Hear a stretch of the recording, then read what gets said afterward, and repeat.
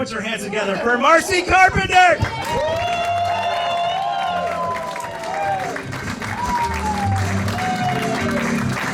Jason Allen King, everyone. He's been our mentor and guide through this whole process. And I think I can speak for the class when I just say that everybody really looks up to him. Metaphor.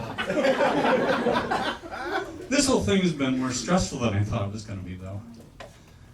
I was having trouble sleeping. I lay awake at night and go through jokes in my head. Silence, no one laughing at all. And then when I do fall asleep, I have this bad dream that I'm on stage bombing, and then the audience starts to laugh. So, full disclosure, I'm a male to female trans girl. Thank you. It's been an interesting journey. I grew up in a small northern prairie town, 1970s, very conservative, a lot of Catholic guilt tripping. I had a quandary about confession. I didn't trust the priest not to say something to my parents. I mean, ever since I accidentally broke a crucifix one Sunday serving Mass, I was on his shit list. I mean, I understand now it was a wooden carving, and it broke at the elbows. It was swinging upside down.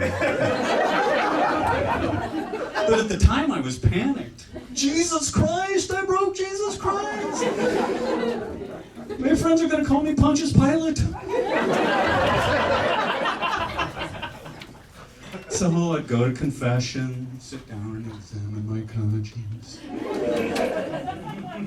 Fought with my sister, swearing, stole my mom's slip. Oh, wait, I better not say that. I'll just go with horrible thoughts and deeds. Not a lot of information back then. Boy's life was useless. I relied heavily on the JCPenney catalog. I was obsessed with women's underwear. It was my gateway garment. So I tried to fight it, I tried to ignore it, do manly things, played sports, went hunting and fishing with my dad, flunked shop. But my head and heart was with home ec. But my parents knew something was up. One day I got put in the car and I went on a long, slow ride with my dad, and I got the talk. And not the one about the police. I was told about menstruation, ovulation, penetration, insemination, irrigation. The conversations always went over to agriculture.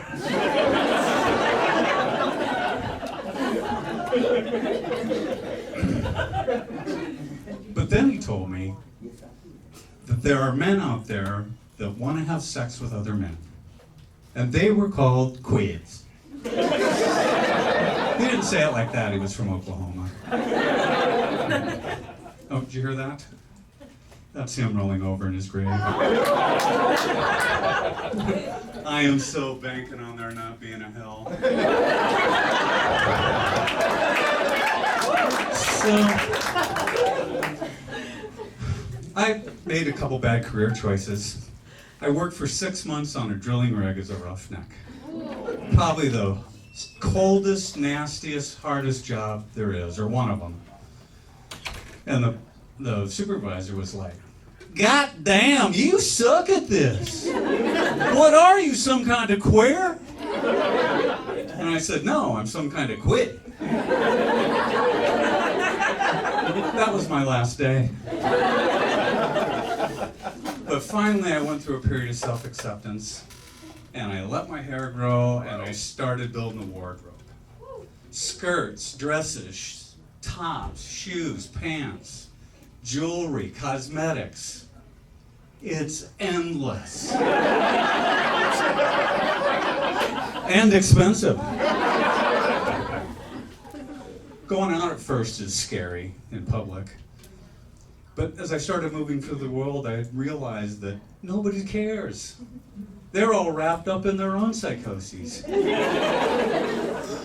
Thinking about their jerk boss, trying to remember why they were such a jerk at the party the night before, wondering if they're being a jerk because they bitch at their wife about what she spends on clothes.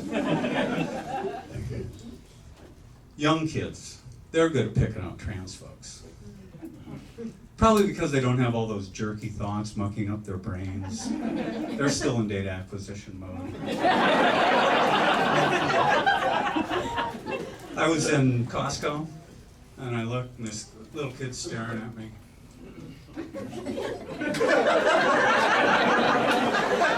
I'm like...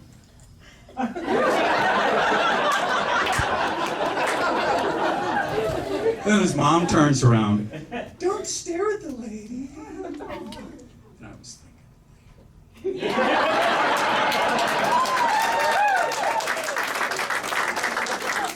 So I finally got comfortable being out in public.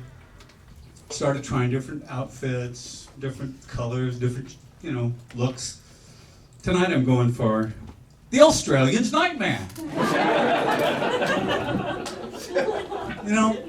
I'm not even sure I have a gender dysphoria. It might just be a fashion dysphoria.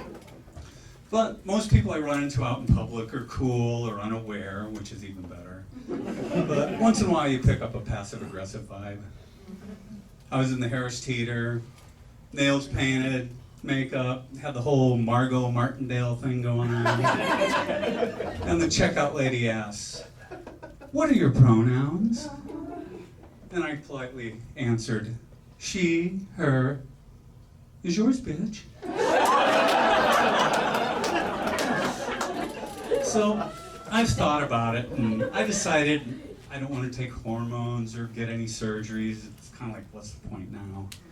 I understand why people want to do that, I do.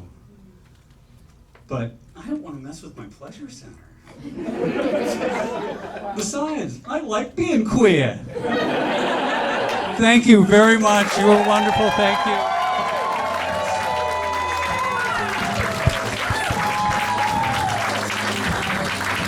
Go for Marcie Carpenter!